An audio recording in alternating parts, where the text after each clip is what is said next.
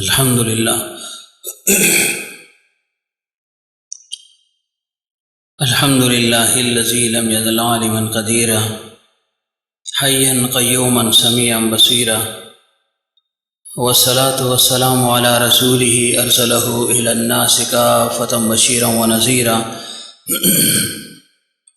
وداعیا الی اللہ باذنہ وسراجا منیرا وعلى آلہ واصحابہ واہل بیتہ کثیرا کثیرا اما بعد فاعوذ باللہ من الشیطان الرجیم بسم اللہ الرحمن الرحیم یا ایہا الذین آمنوا توبوا الی اللہ توبۃ نصوحا وقال علیہ الصلاة والسلام کلکم خطاؤون وخیر الخطائین التوابون او کما قال علیہ الصلاة والسلام صدق اللہ العظیم وصدق رسولہ النبی الکریم ونحن على ذلك من الشاہدین والشاکرین والمطمئنین والحمد للہ رب العالمین ان اللہ وملائکتہ یصلون علی النبی یا ایہا الذین آمنوا صلوا علیہ وسلموا تسلیما اللهم صل على محمد وعلى آل محمد كما صليت على إبراهيم وعلى آل إبراهيم إنك حميد مجيد اللهم بارك على محمد وعلى آل محمد كما باركت على إبراهيم وعلى آل إبراهيم إنك حميد مجيد بزرگ اور دوستو، اللہ تعالی ہمارے سانے کو رسپیکٹ کو قبول فرمائے۔ اللہ تعالی ہم سب کی کامل اصلاح فرمائے۔ اور اصلاح انسان کی تب ہوگی کہ جب انسان ہر وقت توبے کی حالت میں رہے، کیونکہ زندگی انسان جیسے چاہتا ہے ویسے گزرتی نہیں ہے۔ ہر انسان یہ چاہتا ہے کہ میں راحت میں زندگی بسر کروں، خوشحالی ہو، آسودگی ہو، آسانی ہو، راحت ہو، لیکن ایسا ہوتا نہیں ہے۔ انسان کی منچاہی منمانی زندگی گزرے، پھر تو دنیا انسان کے لیے آزمائش کی جگہ ہی نہ رہے۔ خواہش تو ہر ایک کی ہوتی ہے کہ بسہولت زندگی گزرے، کسی قسم کا کوئی غم، کوئی تکلیف انسان پر نہ آئے، یہ ہر ایک کی خواہش ہے، لیکن ایسا ہوتا نہیں ہے۔ بہت انسان چاہتا ہے لیکن پھر بھی کسی نہ کسی آزمائش میں پڑ ہی جاتا ہے، ورنہ بیماری کی آزمائش تو ہر انسان نے گزاری ہے، گزار رہا ہے اور گزارے گا۔ اب دیکھنا یہ ہوگا کہ کس حال میں اس کو اللہ کا تعلق حاصل ہے اور کس حال میں نہیں ہے، یا راحت میں ہے تو غم میں بھی ہے یا نہیں ہے، تکلیف میں بھی اس کو وہ تعلق حاصل ہے یا نہیں حاصل۔ اثر تو لازماً انسان کی زندگی پر پڑتا ہے، اس کے معمولات پر بھی پڑتا ہے، لیکن اس بیماری کے آنے سے دل میں جو ایک شکوہ پیدا ہو سکتا ہے، کچھ تشویشات پیدا ہو سکتی ہیں، کچھ درد اور الم اور تکلیف کی شدت کو دیکھ کر ایک بے صبری کا جذبہ ابھر سکتا ہے۔ اس وقت انسان بے صبری سے کام نہ لے، ہائے اور فریاد تو کرے گا، انسان اس میں مجبور بھی ہے، اور ایک لحاظ سے یہ یعنی انسان کے لیے شکستگی اور تواضع کا سبب بھی ہے، اور اس کے تکبر کا علاج بھی ہے۔ انسان راحت میں ہوتا ہے، صحت یاب رہتا ہے، کھاتا ہے، پیتا ہے، اچھلتا ہے، کودتا ہے، تو کچھ نہ کچھ یہ اپنے آپ کو سمجھنے لگ جاتا ہے، تو اللہ تعالیٰ انسان پر بیماری کو مسلط فرما دیتا ہے۔ اس بیماری سے اس کا یہ جو عجب ہے اور پندار اس کی جڑ جو ہے وہ کٹ جاتی ہے۔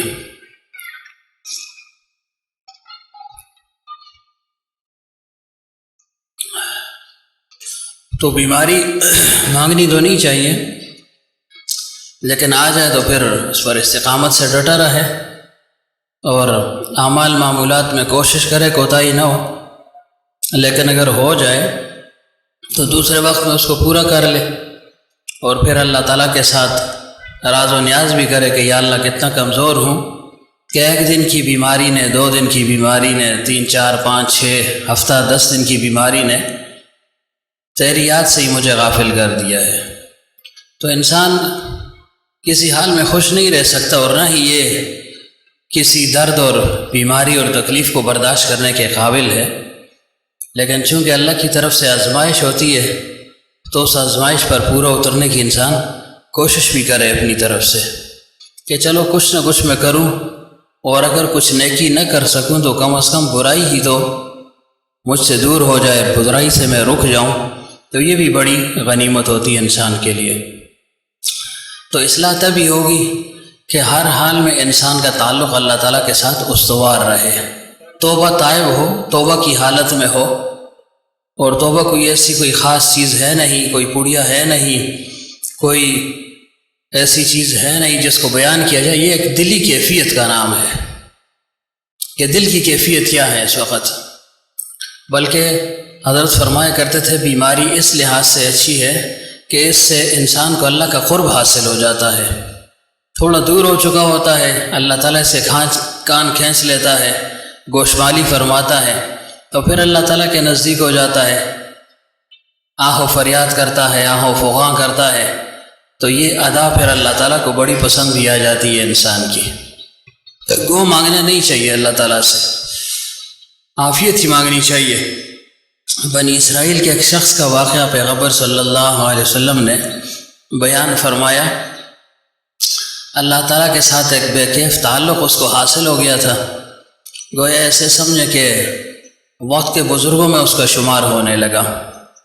تو ایک دفعہ ناز میں آیا، انداز میں آیا اور کہا یا اللہ تیری محبت مجھے حاصل ہو گئی ہے، تیرا تعلق مجھے حاصل ہو گیا ہے، گویا میں یہ دعویٰ کر رہا ہوں کہ تیری محبت اور عشق میرے رگ و پے میں بس چکی ہے، تو یا اللہ کبھی اپنے اس بندے کا امتحان بھی لے لے،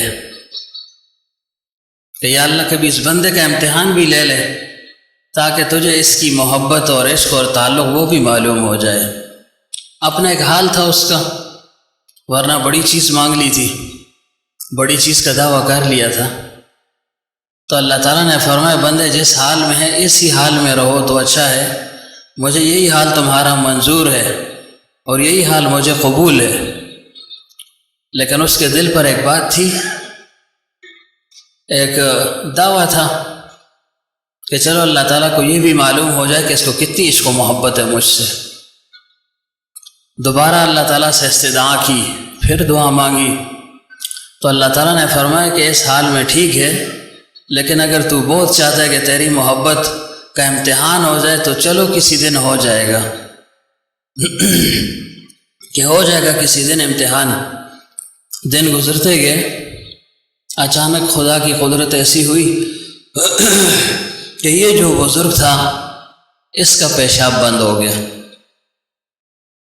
بس چلتے چلتے معاملہ جو ہے جیسے انسان کو بیماری لاحق ہو جاتی ہے، اب پیشاب رک گیا۔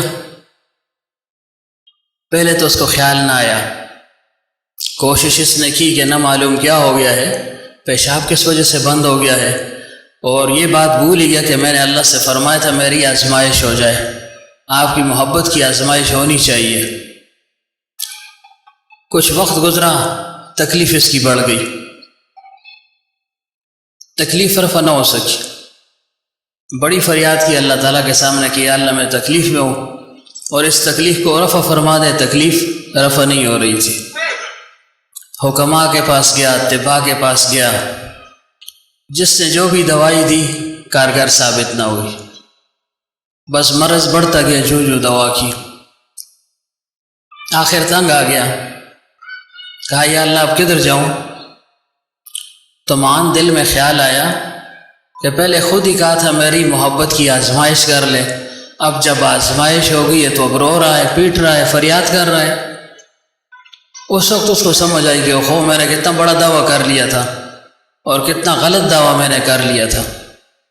اب دیکھیں پیشاب کا رک جانا معلوم کچھ نہیں ہوتا، لیکن جن کا رک جاتا ہے ان سے ذرا پوچھیں، 2 منٹ کے لیے بھی بعض اوقات انسان کا اگر پیشاب ویسے ہی رک جائے، مثلاً پانی کم پینے کی وجہ سے یا رمضان کے مہینے کی وجہ سے یا کسی بھی وجہ سے بغیر بیماری کے بھی، تو انسان کیسے جو ہے نا تڑپتا ہے، پھر بے چین ہو جاتا ہے کہ یا اللہ کیا ہو گیا ہے، پتہ نہیں کون سی بیماری لگ گئی ہے۔ اب جب یہ بات اس کے سامنے آئی تو بڑا جو ہے نا تلملایا اور بڑا اس نے اپنے آپ کو شرمندہ کیا اور نادم ہو گیا، اللہ مجھ سے غلطی ہو گئی ہے، اب غلطی تو ہو گئی، اب ازالہ کیا کرنا ہے۔ گیا دیکھے ایک جگہ مسجد میں بچے اکٹھے تھے، تعلیم میں مصروف تھے، سبق پڑھ رہے تھے، تو اس نے کہا ہے بچوں ہاتھ اٹھاؤ میرے لیے دعا کرو کہ جی بابا جی بزرگ صاحب کیا دعا کریں؟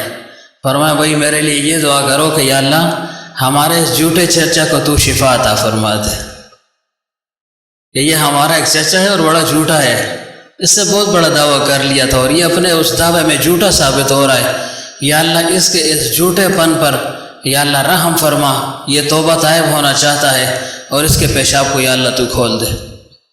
بس بچوں نے ہاتھ اٹھائے، دعا کی، 1 وقت 2 وقت، بس تیسرے وقت اس کا پیشاب جاری ہو گیا اور اس نے کہا یا اللہ بس اتنی کافی ہے۔ تو مانگنا نہیں چاہیے اللہ تعالیٰ سے۔ بعض اوقات انسان آ جاتا ہے نا، جذبے میں آ جاتا ہے، کیا ہو جائے گا، بیمار ہو جاؤں گا جی، کیا ہوتا ہے جی، تو یہ زبانی باتیں ہیں۔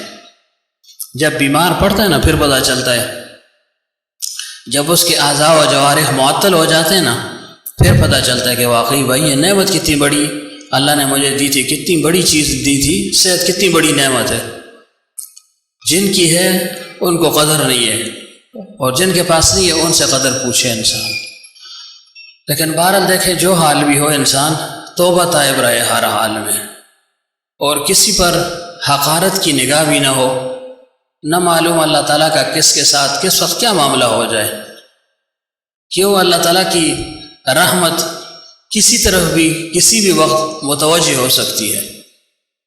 100 سال کا عاصی ہو اللہ تعالیٰ اس کو معاف کرنے پر آئے تو کون پوچھ سکتا ہے، اور 100 سال کا عابد ہو اللہ تعالیٰ چاہے تو منٹوں سیکنڈوں میں اس کی عبادت کو برباد کر دے۔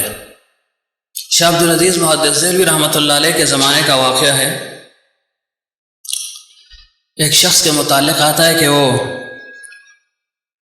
شاہ عبدالعزیز محدث دہلوی رحمۃ اللہ علیہ کے پاس تشریف لے گیا، کسی حادثے سے چلا گیا، وہاں پہنچ گیا، پھر حضرت کو اپنا واقعہ سنا رہا تھا۔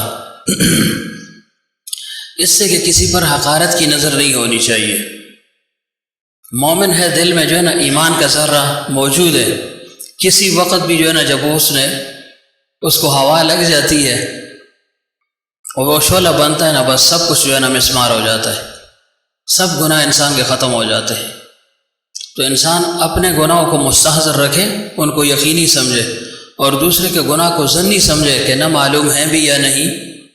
اپنا گناہ یقینی ہے کہ اس پر سزا ملے گی، اور دوسرے کا گناہ ظنی ہے کہ ممکن ہے اللہ تعالیٰ اس کو معاف کر دے۔ تو بہرحال فرماتے ہیں کہ وہ آدمی شاہ عبدالعزیز محدث دہلوی رحمۃ اللہ علیہ کے پاس موجود تھا اور اپنی کہانی سنا رہا تھا۔ اس نے کہا حضرت میرا تو بڑا عجیب واقعہ ہوا اور آپ تک مجھے آپ کے اس گاؤں کے ایک آدمی نے پہنچایا ہے، اور میں نے آپ سے رہنمائی بھی لینی ہے۔ واقعہ یہ ہے کہ میں اپنے وقت میں بڑا متمول تھا، کمائی کیا کرتا تھا، اللہ تعالیٰ نے صحت دی ہوئی تھی، قوت اور طاقت میرے پاس تھی، کماتا تھا، میں کھاتا تھا، بچوں کو بھی کھلاتا تھا، عیش و عشرت کی زندگی گزر رہی تھی۔ پھر حالات نے پلٹا کھایا اور میری وہ جو دولت مندی تھی، وہ جو تندرستی تھی، وہ صحت جو تھی، وہ جوانی تھی، وہ ختم ہو گئی۔ آہستہ آہستہ میں بوڑھا ہوتا گیا، اتنا بوڑھا ہو گیا کہ کام کے قابل نہ رہا،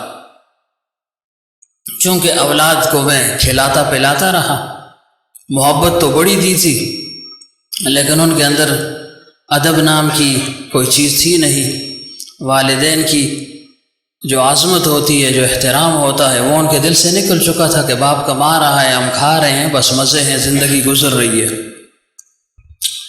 تو کہنے لگا کہ حضرت میں جب بوڑھا ہو گیا، گھر تک محدود ہو گیا، اب ظاہر ایک شخص کمانے والا ہو اور ایک دم اس کی کمائی ختم ہو جائے اور دینداری ہونا جیسے آج کل کا عام ذوق بھی ہے، تو پھر ہر ایک اس کو جو ہے نا بری نگاہ سے دیکھتا ہے، اس کو ایک بوجھ بھی محسوس کرتے کہ بھائی یہ ہم پر بوجھ بن گیا ہے، گھر پر بھی بوجھ ہے، والدین وہ اپنے طور پہ بوجھ سمجھتے ہیں، بیوی اپنے طور پہ سمجھتی ہے، اولاد اپنے طور پہ سمجھتی ہے۔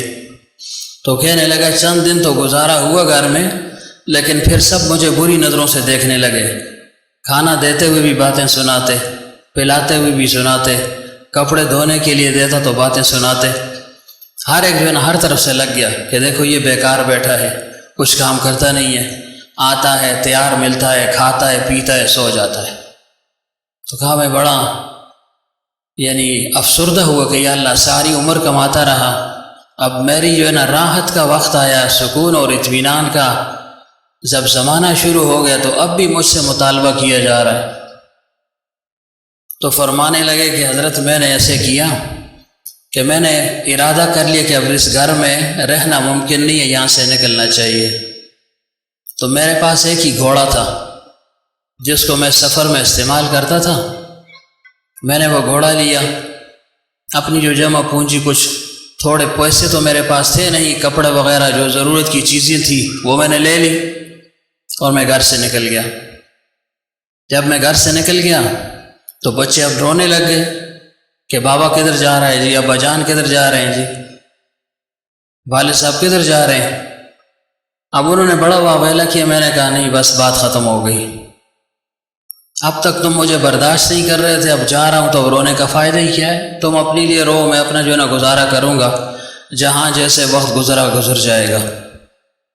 تو کہنے لگے کہ حضرت میں وہاں سے نکلا، پاس تو تھا کچھ نہیں، در در کا جو ہے نا مارا پھرتا رہا، ایک جگہ ایسی جگہ میں پہنچ گیا کہ وہاں کچھ لوگ جمع تھے، میں بھی جا کر بیٹھ گیا، وہاں پر کوئی مسافر خانہ سا تھا، لوگ باہر سے آ جاتے، وہاں پر پڑاؤ ڈالتے، میں بھی بیٹھ گیا، لیکن مجھے معلوم نہیں تھا کہ یہ جگہ کیسی ہے، اتنا معلوم تھا کوئی مسافر خانہ ہے۔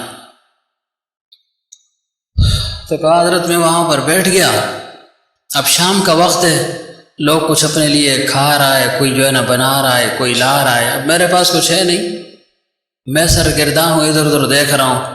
ایک شخص کو ذرا مجھ پر رحم آیا اور اس نے کہا کیوں بیٹھے ہو یہاں اجنبی؟ تو میں نے کہا واقعی اجنبی ہوں، مسافر ہوں، آگے لمبا سفر کرنا ہے لیکن تھک گیا ہوں اور رات کا وقت بھی ہے، تو میں نے کہا چلو رات ادھر کہیں گزار لوں، اور کھانے پینے کا انتظام بھی نہیں، اگر کہیں کھانا مل جائے۔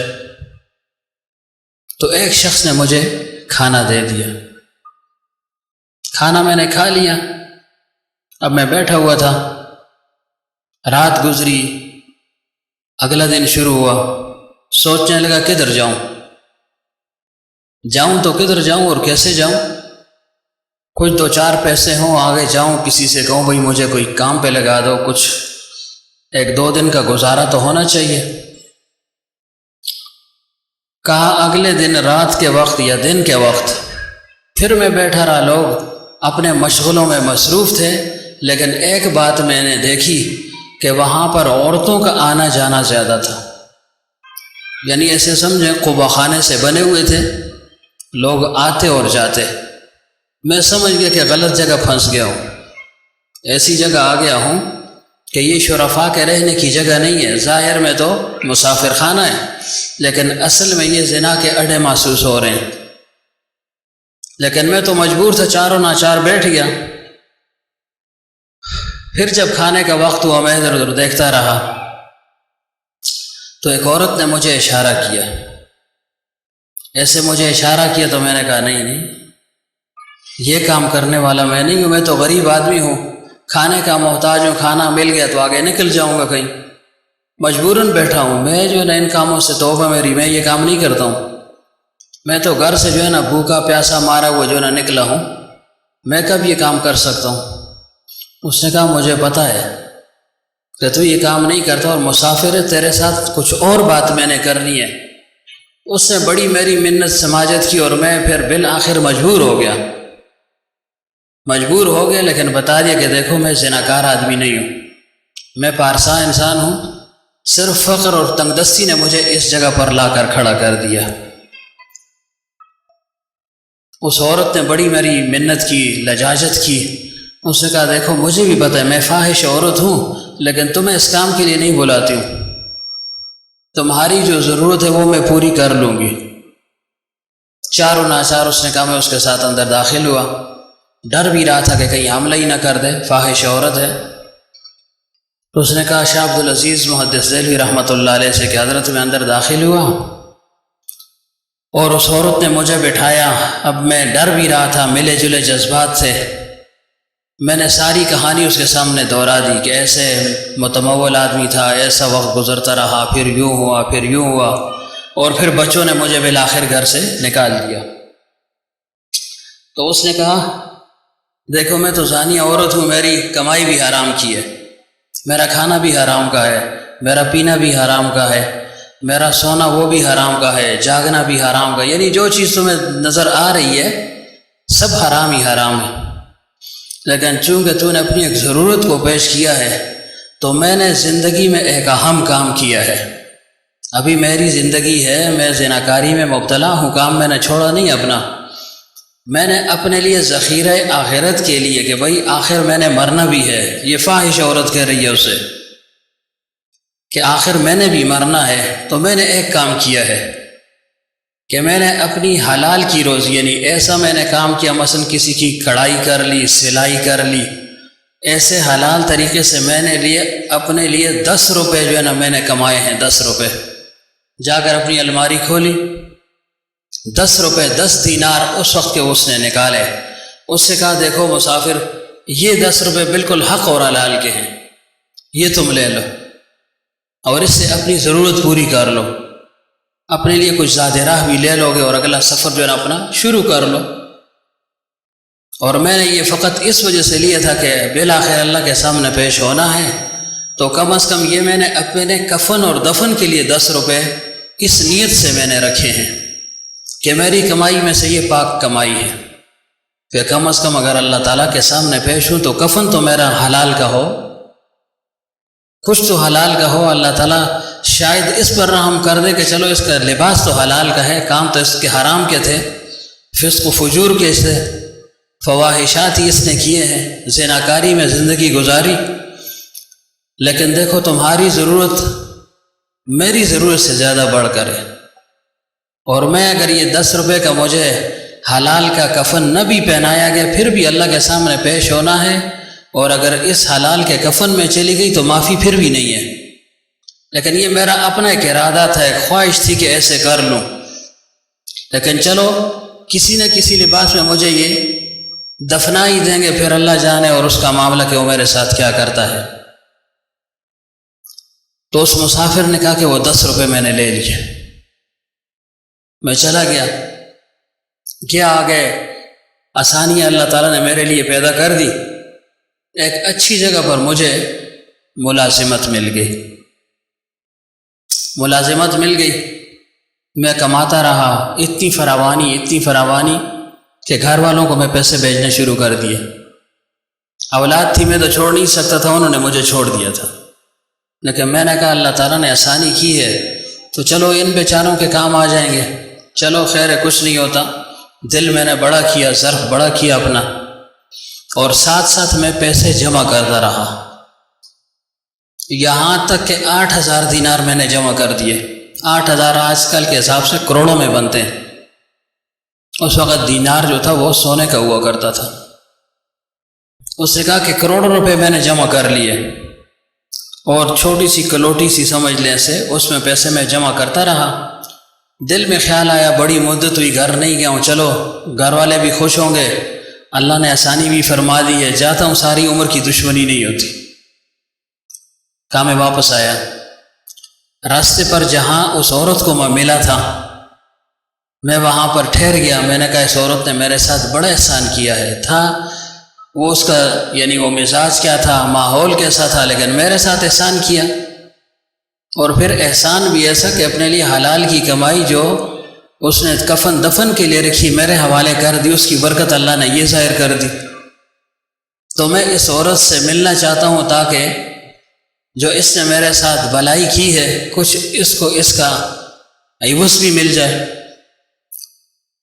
میں نے پوچھا، زمانہ تو بڑا طویل گزر گیا تھا کہ یہاں کوئی عورت تھی جی ایسے، اور وہ قبا خانہ تو اسی طرح موجود تھا۔ تو مجھے کہا گیا کہ ہاں وہ عورت زندہ ہے لیکن وہ آخری لمحات میں ہے، زندگی اور موت کی کشمکش میں ہے، زمانہ گزر گیا ہے، بڑھاپا آ گیا، بیماری آ گئی۔ یہ شخص کہتا ہے مجھے بڑی تمنا ہوئی کہ اس سے ملنا چاہیے، بڑی بے مروتی ہوگی کہ بغیر ملے اگر چلا جاؤں، اتنا زمانہ گھر سے دور رہا تو چلو 2 4 5 دن اور صحیح۔ مجھے ان لوگوں نے اس عورت تک پہنچایا، میں گیا تو میں بستر مرگ پر پڑی ہوئی تھی، مجھے دیکھا، پہچان نہ سکی، وقت گزر گیا تھا، بیمار بھی پڑ گئی تھی بیچاری۔ تو میں نے خود تعارف کروایا کہ میں وہ فلانا مسافر ہوں جس کی تو نے 10 روپے سے مدد کی تھی، 10 دینار سے، میں وہ آدمی ہوں۔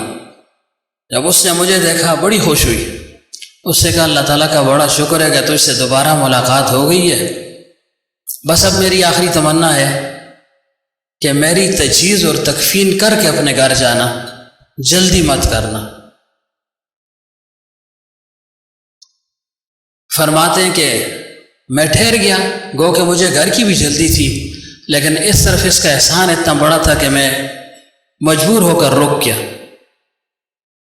1 دن رکا، 2 دن رکا، میں نے کہا 2 4 دن لگ جائیں گے، خدا کی قدرت 15 دن 20 دن مہینہ گزر گیا، اور بیماری اس کی بڑھتی رہتی تھی، اور اس نے اتنا ہی کہا تھا کہ مجھے حلال کے کفن میں جو ہے نا تم نے دفنانا ہے، یہ میری ایک وصیت ہے، نصیحت ہے، یا تمہارے اوپر میرا ویسے بھی قرض ہے، کچھ اس کا مداوع ہو جائے تو میری اس خواہش کو تم پورا کر لو۔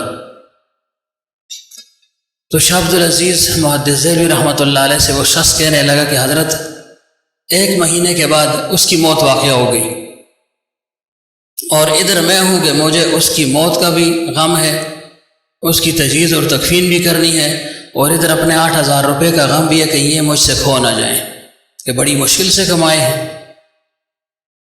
فرمایا میں نے اس کی تجہیز اور تکفین کے لیے وہ جو میرے پاس پیسے تھے خوب اس میں سے دل کھول کر خرچ کیے، کہ اتنا بڑا احسان اس نے کیا اور اللہ نے اتنے مجھے دیے ہیں، تو اس میں اگر 10 یا 100 200 1000 بھی نہ ہو تو کچھ فرق نہیں پڑتا۔ میں نے اس کی تجہیز اور تکفین کی، یہاں تک کہ اس نے کہا مجھے غسل بھی دینا ہے، مجھے کفن پہنانا بھی ہے، پھر قبر میں اتارنا بھی ہے، یہ سارے کام میں نے کر لیے، سارے کام میں نے کر لیے۔ اب اس افراتفری میں جو بھی ہونا تھا وہ ہو گیا۔ جب قبر بالکل برابر ہو گئی، اب سب گھر واپس لوٹنے لگے لوگ، میرا تو گھر تھا ہی نہیں، میں نے تو واپس اسی مسافر خانے آنا تھا۔ جب میں واپس پہنچا مسافر خانے تو اچانک مجھے احساس ہوا کہ بھائی میری وہ کلوٹی، وہ جو پیسوں کی وہ جو تھیلی سی تھی وہ تو غائب ہے، وہ میں کہاں چھوڑ گیا۔ بڑا میں نے سوچا، ادھر ادھر ذہن لڑایا کہ شاید اس کی چارپائی کے پاس رکھا ہو، شاید جہاں نہلایا ہو وہاں رکھا ہو، شاید کسی کے حوالے کیا ہو، شاید کسی الماری میں رکھ دیا ہو۔ اب میں بڑا اپنے ذہن پر زور دیتا رہا، کچھ پتہ نہ چلا، بڑا پریشان بھی ہوا۔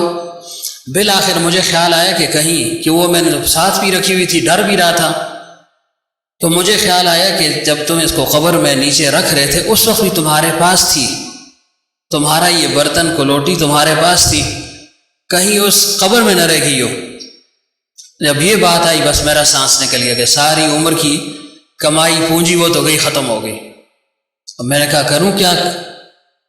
کہا آدھی رات جب ہو گئی تو میں نے کہا اب لوگ سو چکے ہوں گے، جاتا ہوں، پھاوڑا میں نے لیا، بیلچہ لیا، کھودتا ہوں، دیکھتا ہوں کہ اللہ کی طرف سے کیا ہوتا ہے، اور دل میں ڈر بھی تھا کہ تو ساری عمر اس نے زنا کیا ہے، زانیہ عورت ہے، اور کیا پتہ قبر کھول دوں ادھر آگ ہی آگ ہو پھر کیا ہوگا۔ یعنی یہ اس کے متعلق بھی تو ایسی رائے نہیں تھی کہ اس کو اللہ نے معاف کر دیا ہوگا، ظاہراً تو معافی کی کوئی صورت تھی نہیں۔ اب میں ڈر بھی رہا ہوں لیکن پیسوں کا غم بھی ہے۔ جب میں گیا تو اچانک میں نے دیکھا کہ اس کی جو قبر ہے اس پر جو ہے نا ایسے آگ سی روشن ہے، روشنی سی ہے۔ میں ڈر گیا، میں نے کہا خو اس کو عذاب شروع ہو گیا۔ کہ اس کو تو عذاب شروع ہو گیا ہے، اب کیا کروں؟ لیکن خیر پھر میں جب قریب گیا تو شعلے تو تھے لیکن اس میں تپش نہیں تھی، تو میں سمجھ گیا کہ معاملہ شاید کچھ اور ہے۔ میں نے ڈرتے ڈرتے قبر کو کھول دیا۔ جیسے ہی میں نے قبر کو کھولا، نیچے سے میں نے دیکھا تو نیچے قبر تو ہے لیکن وہ عورت اس میں موجود نہیں ہے، عورت موجود نہیں ہے۔ میں مایوس ہو گیا، میں نے کہا بس گیا جی، جب عورت نہیں ہے تو میرا وہ سامان، وہ پونجی، وہ کہاں ہوگی؟ لیکن پھر بھی مجھے تسلی نہ ہوئی، تو میں نے کہا چلو اب جو ہے نا اللہ پر توکل کر کے نیچے قبر میں اترتا ہوں، شاید کہیں کسی ایک کونے کی طرف ہو یہ عورت۔ تو کہنے لگے حضرت سے کہ حضرت جب میں قبر میں نیچے اترا، جب میں نیچے اترا تو میں نے دیکھا وہ قبر نہیں تھی، کچھ اور چیز جو ہے نا، کچھ اور میدان تھا۔ وہ قبر کی بائیں طرف ایک دروازہ میں نے دیکھا، چھوٹا سا دروازہ، جیسے یہ دروازہ سمجھ لیں، ایک دروازہ سا تھا، اور اس سے آگے جو ہے نا بڑا عجیب و غریب منظر تھا۔ میں فوراً اس دروازے کے اندر گھسا، اور غم یہ تھا کہ شاید میرے وہ پیسے مجھے مل جائیں تو بس پھر میں نکلنے والی کروں۔ کہا جب میں اندر گھسا تو میں نے وہ منظر دیکھا تو میں حیران ہو گیا کہ عجیب و غریب محلات ہیں، خوشبوئیں ہیں، باغات ہیں، اور نہ معلوم کیا کیا ہے۔ اور دور میں اب ڈر بھی رہا ہوں، آگے بڑھ بھی رہا ہوں، اور ڈھونڈ رہا ہوں کہ میری وہ کلوٹی کدھر گئی۔ 8,000 دینار ہے اس میں۔ اب میں تھوڑا سا آگے بڑھا، پھر تھوڑا سا آگے بڑھا، دور مجھے تخت پر ایک خوبصورت لڑکی نظر آئی بیٹھی ہوئی، حسین و جمیل، عجیب و غریب اس کا حسن و جمال۔ اب یہ عورت مجھے بھول گئی کہ وہ بھی ایسی ہو سکتی ہے، لیکن جیسے ہی میں قریب ہوا میں حیرت میں پڑ گیا کہ یا اللہ، اس تخت پر، اس سریر پر اتنی خوبصورت لڑکی کون ہے؟ یہ کون ہو سکتی ہے؟ اب اس عورت نے میری طرف نگاہ اٹھائی اور مسکرائی اور کہنے لگی غم مت کرو، میں وہی زانیہ عورت ہوں جس کو تو نے خود جس کی تجہیز اور تکفین کی تھی۔ اللہ تعالیٰ نے میرے ساتھ یہ معاملہ فرمایا ہے، اور تمہیں اپنی کلوٹی کی غم ہے نا کہ پیسے یہ دیکھو یہ پڑے ہوئے، اٹھاؤ اور جاؤ۔ میں نے فوراً اس کو اٹھایا، لیکن حیرت میں پڑ گیا کہ یا اللہ ماجرا کیا ہے؟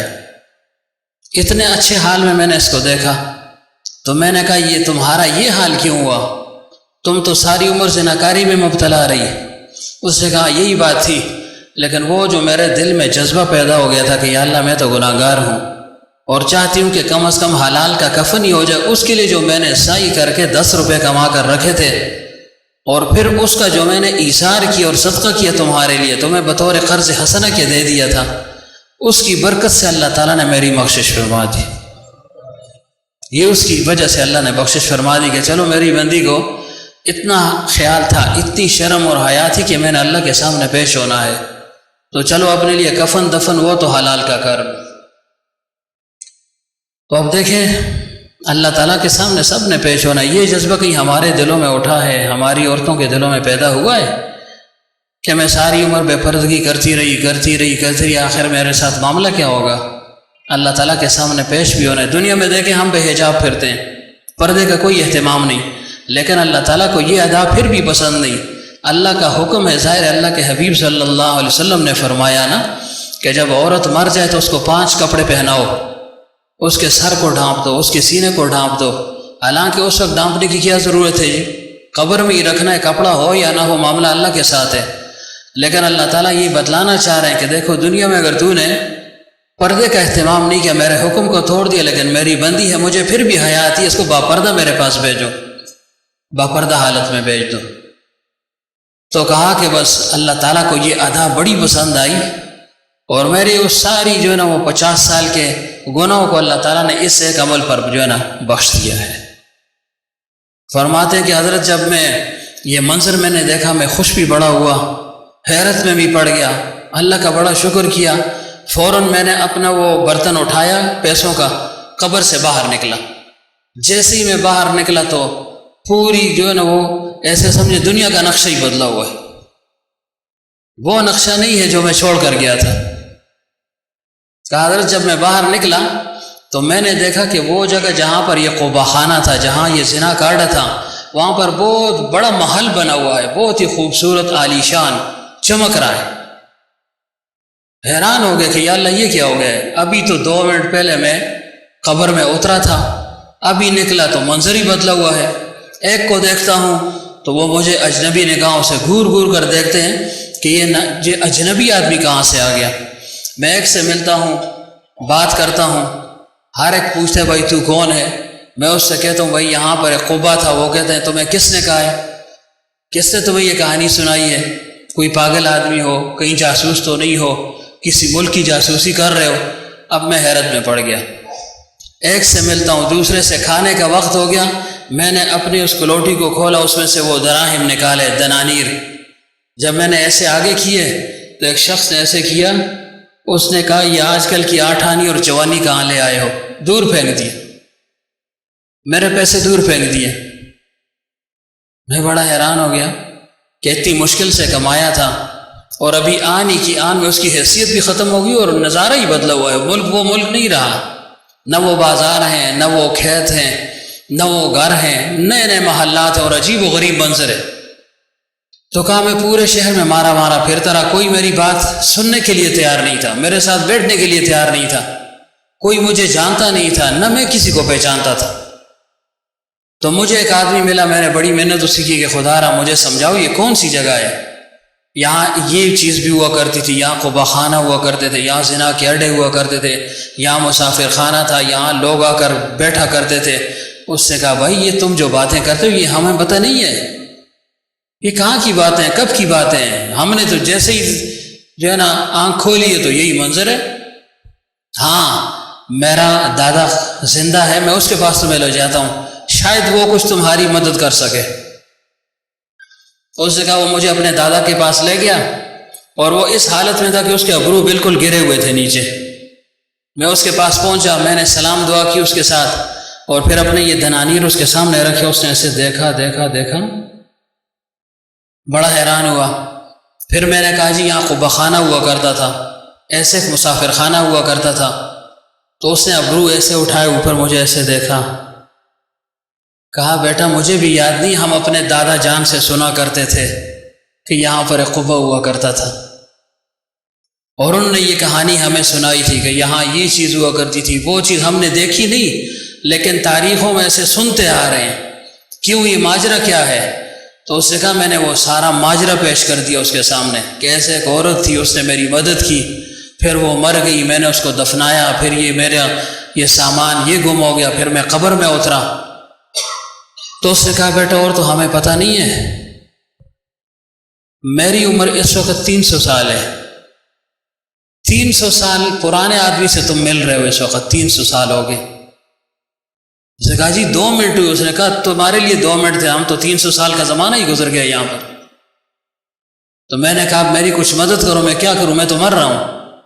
تو پھر مجھے کہا کہ تم یہاں شاہ عبدالعزیز محدث دہلوی رحمۃ اللہ علیہ ہیں، ان کے پاس جاؤ، وہ تمہاری شاید اس مشکل کو حل کر دیں۔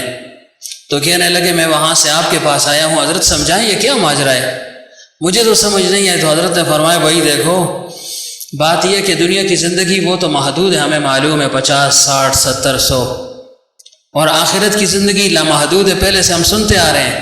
اللہ تعالیٰ نے تمہیں مشاہدہ کروا دیا، جب تم قبر میں اترے ایک نیا جہان شروع ہو گیا، نیا جہان شروع ہو گیا، نئی زندگی تم نے دیکھی، گویا تم نے جنت میں جو ہے نا قدم رکھ دیا تھا۔ اب ظاہر ہے وہاں کی تمہارے لیے تو 2 منٹ کی زندگی تھی، عورت سے ملے، اس نے کہا اپنا جو ہے نا برتن اٹھاؤ نکلو، اور یہاں جو ہے نا زمانہ اتنا تیزی سے گردش کر گیا کہ 300 سال گزر گئے۔ تو ظاہر ہے جو 300 سال پرانے لوگ تھے تمہارے زمانے کے وہ تو ختم ہو گئے، اب وہ کہاں ہیں اس وقت؟ لہٰذا تمہیں اللہ تعالیٰ نے حقیقت بتلا دی۔ اب تم ایسے کرو، یہاں سے جاؤ مکہ مکرمہ، وہاں مختلف قسم کے لوگ ہوتے ہیں، مختلف شہروں کے لوگ آتے ہیں، مختلف قبائل کے ممالک کے لوگ آتے ہیں، وہاں تمہارا گزارا ہو جائے گا، یہاں ان لوگوں کے ساتھ تم نہیں رہ سکتے۔ پھر اس نے کہا کہ میں وہاں سے مکہ مکرمہ چلا گیا اور پھر جیسے تیسے بھی تھی جو ہے نا اپنی زندگی میں نے گزار دی ہے۔ اب عرض کرنے کا مقصد یہ ہے کہ دیکھیں آخرت کی زندگی دنیا کے مقابلے میں انسان اس کا سوچ بھی نہیں سکتا۔ اب صرف 2 منٹ کے لیے قبر میں وہ اترا، اب وہاں 2 منٹ اس کے لیے اور ادھر 300 سال کا زمانہ گزر گیا۔ اسی وجہ سے حضرت فرمایا کہتے تھے نا کہ وہ لامحدود زندگی ہے، یہاں 1 منٹ ضائع کیا، وہاں کروڑوں سالوں کی زندگی ضائع ہو گئی۔ اب کتنا دورانیت ہے، یہ قبر میں ایک شخص اترتا ہے، 2 باتیں کرتا ہے، 2 منٹ بھی نہیں لگتے، اور ادھر 300 سال کا زمانہ گزر گیا تھا۔ اور پھر اس پر دیکھیں کہ اللہ تعالیٰ نے کیسے اس عورت کی اس توبہ کو کیسے قبول فرمایا۔ تو ظاہر تو ہم کہتے ہیں نا فلانا زانی ہے جی، شرابی ہے، ٹھیک ہے، اس کا شراب پینا اپنی جگہ وہ بری بات ہے، اس کا زنا وہ بری چیز ہے، اس سے تو نفرت ہوگی۔ عاصی سے نفرت نہ ہو، معاصی سے نفرت ہو، کالے سے نفرت نہ ہو، کالک سے نفرت ہو۔ لیکن ہم بجائے کالک سے کالے سے نفرت شروع کر دیتے ہیں، بجائے معاصی کے ہم عاصی سے نفرت شروع کر دیتے ہیں۔ تو اللہ تعالیٰ ہمیں سچی توبہ کی توفیق عطا فرمائے۔ اب دیکھیں کہ اس عورت کی توبہ اللہ قبول کر سکتا ہے، اور پھر ایسی حالت میں تو الحمدللہ ہم ایسا کوئی نہیں ہے کہ جو مسلسل زنا کا مرتکب ہو رہا ہو یا ایسا اس کا کوئی مشغلہ ہو، صرف اللہ تعالیٰ کے سامنے 2 آنسو جو ہے نا گرانے کی دیر ہے بس۔ پھر دیکھیں اللہ تعالیٰ کیسے انسان کو اپنی طرف کھینچتا ہے۔ اور یہ بڑی قیمتی چیز ہے، یہ آنسو بڑی قیمتی ہے، اس کی قیمت اللہ تعالیٰ کے پاس ہے، اس کی قیمت دنیا میں نہیں ہے نا۔ اس وجہ سے اللہ کے حبیب صلی اللہ علیہ وسلم نے فرمایا 2 قطرے اللہ تعالیٰ کو بڑے پسند ہیں، ایک خون کا قطرہ اور ایک مومن کی آنکھ سے گرا ہوا قطرہ، یہ اللہ تعالیٰ کو بڑا محبوب ہے۔ اور فرمایا کہ ایسا شخص کہ جو تنہائی میں اللہ تعالیٰ کا ذکر کر رہا ہو، اللہ تعالیٰ کی یاد میں لگا ہوا ہو، اللہ تعالیٰ کے خوف یا محبت اور لقاء میں اس کا ایک آنسو بہہ جائے تو فرمایا اللہ تعالیٰ اس کو عرش کے سائے میں رکھے گا۔ اور فرمایا اس کے جسم پر جو ہے نا جہنم کی آگ کو اللہ تعالیٰ حرام فرما دیتے ہیں۔ حالانکہ قطرہ تو ایک نکلا ہے نا، ایک ہی آنسو نکلا ہے، لیکن اس کی برکت سے پورے جسم کو اللہ تعالیٰ محفوظ فرما دیتے ہیں۔ کیوں؟ اللہ تعالیٰ کی رحمت سے بعید ہے نا کہ چہرے کو تو اللہ تعالیٰ جنت میں ڈال دے اور باقی جسم کو جہنم میں ڈال دے، اس کی برکت سے اللہ پورے جسم کو جو ہے نا جنت میں ڈال دیں گے۔ لیکن انسان ذرا اللہ کے سامنے میں گڑ گڑائے، الہا اور زاری تو کرے، کوشش تو کرے نا، چلو منہ ہی بنا دے، اس پر بھی اللہ تعالیٰ بہت کچھ عطا فرما دے گا۔ کیوں؟ حضرت فرمایا کرتے تھے کہ بعض اوقات اصل پر وہ نہیں ملتا جو نقل پر مل جاتا ہے نا۔ اصلی آپ جو ہے نا آج کل انار آئے ہیں، جا کر لے لیں تو آپ کو 50 یا 100 روپے کا مل جائے گا، لیکن اگر اس کا ماڈل لینا چاہیں آپ گاڑی میں لگانے کے لیے ڈیکوریشن پیس کے طور پہ، وہ 300, 400, 500 روپے کا ملے گا، حالانکہ وہ کسی کام کا نہیں ہے۔ لیکن بعض اوقات نقل پر قیمت زیادہ لگ جاتی ہے اصل سے۔ اس وجہ سے پیغمبر صلی اللہ علیہ وسلم فرمائے لوگوں تم رو، اور اگر تمہیں رونا نہیں آتا رونے کی شکل بناؤ، اور فرمایا کہ جو میں دیکھ رہا ہوں اگر تم دیکھ لو تو تم گھروں سے نکل جاؤ، عورتوں سے لذت اٹھانا تم چھوڑ دو۔ تو اللہ والوں کے سامنے یہ چیز مستحضر ہوتی ہے، موت مستحضر ہوتی ہے، تو پھر اس وجہ سے وہ ہر وقت توبہ طائب ہی رہتے ہیں۔ تو انسان توبہ طائب رہے ہر وقت، حقوق کی ادائیگی کے ساتھ ساتھ، صرف نری توبہ نہ ہو کہ بس صرف توبہ توبہ توبہ، ساتھ حقوق کی ادائیگی بھی ہو کہ مجھ پر کس کا کیا حق ہے، کس قسم کا حق ہے، انسانوں کا حق ہے، والدین کا حق ہے، بیوی کا حق ہے، اولاد کا حق ہے، اللہ تعالیٰ کے حقوق ہیں مجھ پر، کیسے میں اس کو پورا کروں؟ ان کی تکمیل کریں گے تو اس کو جو ہے نا توبہ کہا جاتا ہے۔ پھر اللہ تعالیٰ انسان کی طرف متوجہ ہوگا،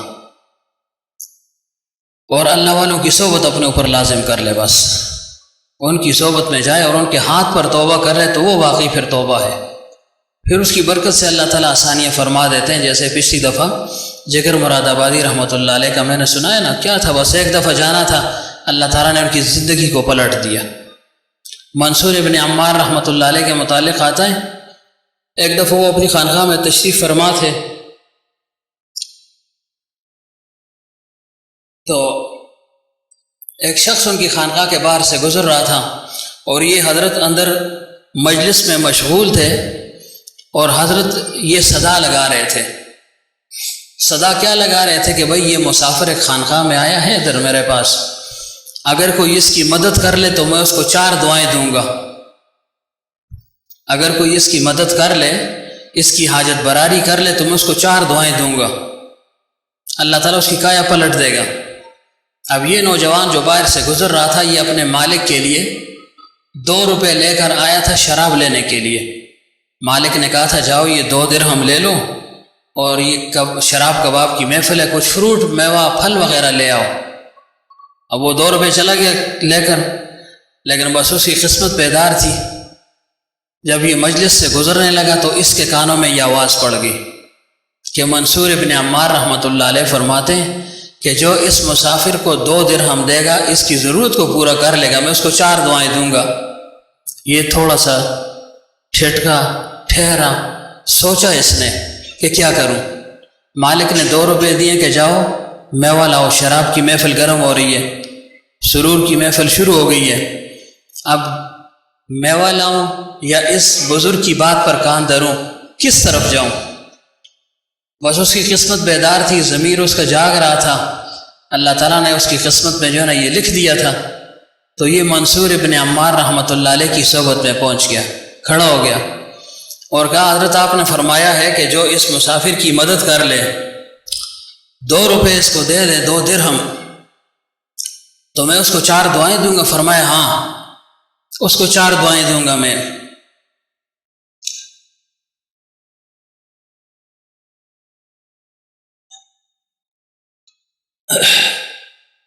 کہا حضرت ٹھیک ہے، میں یہ 2 درہم دینے کے لیے تیار ہوں، لیکن 4 دعائیں میرے لیے کر لیں۔ حضرت نے فرمایا بھائی بولو کیا دعا کروں، دیکھو تم نے اس کی حاجت کو پورا کر لیا، میرا دل خوش کر دیا، اور میں نے خود کہا کہ دعا دوں گا اس کو، تو بولو کیا دعا کروں۔ کہا حضرت پہلی دعا تو یہ کر لیں کہ میں اپنے آقا کا غلام ہوں، اللہ تعالیٰ اس غلامی کی قید سے مجھے چھڑا دے، یہ دعا فرمائیں کہ اللہ تعالیٰ مجھے آزادی نصیب فرما دے، میں غلام ہوں، قید ہوں، گناہ کے کام بھی کرتا ہوں، نیکی کے بھی کرتا ہوں، مجبور ہوں، دعا فرمائیں۔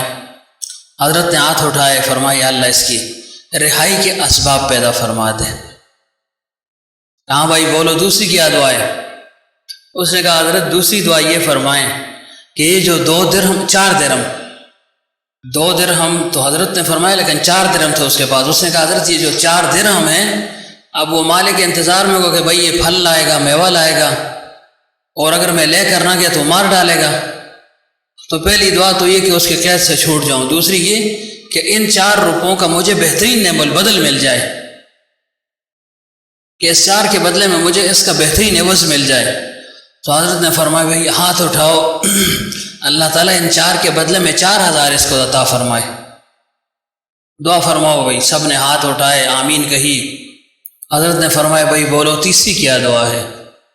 اس نے کہا حضرت تیسری دعا یہ ہے، دعا فرمائے کہ اللہ تعالیٰ میرے مالک کو اور مجھے اور ہم سب کو توبے کی توفیق عطا فرما دے، کہ اس گناہ سے جو ہے نا ہم چھوٹ جائیں، جب وہ چھوٹ گیا تو ہم بھی چھوٹ جائیں گے۔ کیوں؟ بادشاہ جس نہج پر ہوتا ہے تو رعیت بھی اس کے ساتھ ہوتی ہے، جب اس سے توبہ کر لی تو سب توبہ طائب ہو جائیں گے۔ حضرت نے فرمایا چلو بھائی یہ دعا بھی کرتا ہوں کہ یا اللہ اس کے مالک کے دل کو پھیر دے اور اس کو توبے کی توفیق عطا فرما دے۔ فرمایا چوتھی دعا؟ کہا حضرت چوتھی دعا یہ ہے کہ آپ دعا فرمائے کہ اللہ تعالی ہم سب کی بخشش فرما دے، یہ چوتھی دعا فرمائے۔ حضرت نے پھر ہاتھ اٹھائے، فرمائے بھائی اللہ تعالیٰ تو مانگتا ہے انسان، بخشش تو اللہ کے ہاتھ میں ہے، ہم دعا ہی کر سکتے ہیں کہ یا اللہ ہم سب کی بشمول تمہارے اس مالک کے سب کی بخشش فرما دے۔ دعا ختم ہو گئی، یہ شخص واپس چلا گیا، اب جا رہا ہے، ہاتھ میں پیسے بھی نہیں ہیں، اور فروٹ کہاں سے لیتا؟ پیسے تو اس نے فقیر کو دے دیے۔ ڈرتے ڈرتے یہ اپنے مالک کے پاس پہنچ گیا۔ جب وہاں پہنچ گیا، مالک نے پوچھا ہاں میوہ لائے ہو یا نہیں، کوئی پھل لائے ہو؟ اس نے کہا جی پھل تو نہیں لا سکا ہوں۔ مالک نے کیوں؟ تمہیں جو 2 یا 4 درہم میں نے دیے تھے کہاں کھو کر آ گئے، کس کو دے دیے؟ چیز بھی نہیں لائے، پیسے بھی نہیں ہیں۔ تو اس غلام نے کہا کہ حضرت اپنے مالک سے کہا کہ منصور ابن عمار رحمۃ اللہ علیہ مشہور بزرگ ہیں، اس نے کہا ہاں بالکل ہیں، کہ ان کی مجلس سے گزر رہا تھا، وہاں ایک سائل آیا، حضرت نے فرمایا جو اس سائل کی مدد کرے گا میں اس کو 4 دعائیں دوں گا، تو میں نے تو وہ روپے سائل کو دے دیے۔ اب اس کا دل تو نرم پڑ چکا تھا، حضرت کی دعا کارگر ثابت ہو گئی تھی، اثر شروع ہو گیا تھا۔ اس سے کہا اچھا کیا دعائیں تم نے مانگی ہیں؟ اس سے کہا جی میں نے پہلے دعا یہ مانگی کہ یا اللہ اپنے اس مالک کے قید خانے سے مجھے رہائی نصیب فرما دے۔ اس نے کہا اتنی بڑی دعا کی تم نے، اپنے لیے مانگی پہلی دعا کہ ہاں جی، میں نے کہا یا اللہ اس سے میں جان میری چھوٹ جائے، اس نے کہا چلو اللہ تعالیٰ کی ذات کے لیے اور اپنی بھلائی کے لیے میں للہ فی اللہ تمہیں جو ہے نا معاف کرتا ہوں، جاؤ میری طرف سے آزاد، کچھ نہیں کہتا ہوں، جاؤ۔ یہ ہے کام تو ہو گیا۔ اب یہ بتاؤ دوسری کیا دعا تھی جو تم نے مانگی اور ان سے کروائی دعا؟ اس نے کہا جی دوسری دعا میں نے یہ کی تھی کہ یا اللہ جو میں لگا رہا ہوں، جو میں سائل کو دے رہا ہوں، اس کا بہترین نبل بدل مل جائے۔ اس نے کہا کتنے لگائے؟ کہ جی 4 درہم۔ تو مالک نے کہا تجوری تمہیں معلوم ہے، خزانہ تمہیں معلوم ہے، وہاں سے 4000 درہم اپنے لیے لے لو، 4000 درہم لے لو، چلو۔ بڑا خوش ہوا کہ چلو دعائیں قبول ہو گئیں۔ کہا تیسری کیا مانگی تھی؟ کہا میں نے کہا یا اللہ میرے مالک کو توبے کی توفیق عطا فرما دے کہ اس شراب کباب سے یہ بس کر دے۔ اب چونکہ اللہ والوں کی دعا نگاہ جب اٹھتی ہے نا جی، تو پھر عرشوں کو جو ہے نا چیرتی ہے۔ اب اس کا دل نرم پڑ گیا تھا۔ اس نے کہا بالکل تم سب گواہ رہو کہ میں نے آج سے توبہ کر لی، میں آئندہ کے لیے نہ شراب پیوں گا نہ کباب، کچھ نہیں کروں گا، اور میں صدق دل سے توبہ طائب ہوتا ہوں، میری توبہ ہے بس۔ 3 دعائیں ہو گئیں۔ اس نے کہا چوتھی کیا دعا تھی؟ اس نے کہا چوتھی دعا یہ تھی کہ یا اللہ مجھے اور میرے مالک کو اور جتنے بھی اہل مجلس سب کی بخشش فرما دے۔ اس نے کہا یہ کام میرا نہیں ہے۔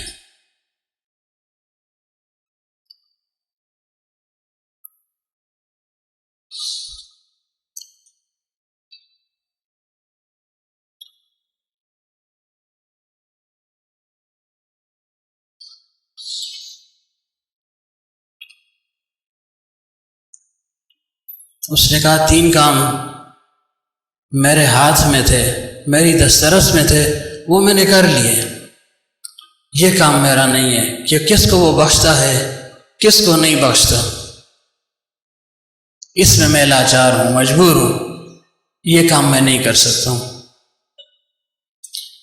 فرمایا جب رات ہوئی اس مالک نے خواب دیکھا۔ کیا خواب دیکھا؟ اللہ تعالیٰ کی زیارت ہوئی یا فرشتے کی طرف سے القاء ہوا، زیارت ہوئی، تو بہرحال اللہ تعالیٰ نے فرمایا یا فرشتے کے ذریعے سے پیغام ملا کہ شرابی 3 کام جو تیرے کرنے کے تھے وہ تو نے کر لیے، جو تو کر سکتا تھا وہ تو نے کر لیا، تو کیا میں اپنا کام نہیں کروں گا؟ میں تو بادشاہوں کا بادشاہ ہوں، دینے والا ہوں، عطا کرنے والا ہوں، عطا پر میں خوش ہوتا ہوں۔ جو کام تو نہ کر سکا میرے کرنے کا تھا وہ میں نے بھی کر لیا ہے، میں نے تجھے بھی بخش دیا اور سارے اہل مجلس کو میں نے بخش دیا ہے، جاؤ۔ اب دیکھیں اللہ والوں کی دعا وہ بیکار نہیں جاتی۔ اور ادھر اس مالک کو دیکھیں ساری عمر کی جو ہے نا شراب اور کباب کی زندگی، صرف کس بنیاد پر؟ 4 درہم کی جو ہے نا صدقے پر اور بخشش پر اور توبے پر اللہ تعالیٰ نے اس کو کس مقام تک پہنچا دیا ہے۔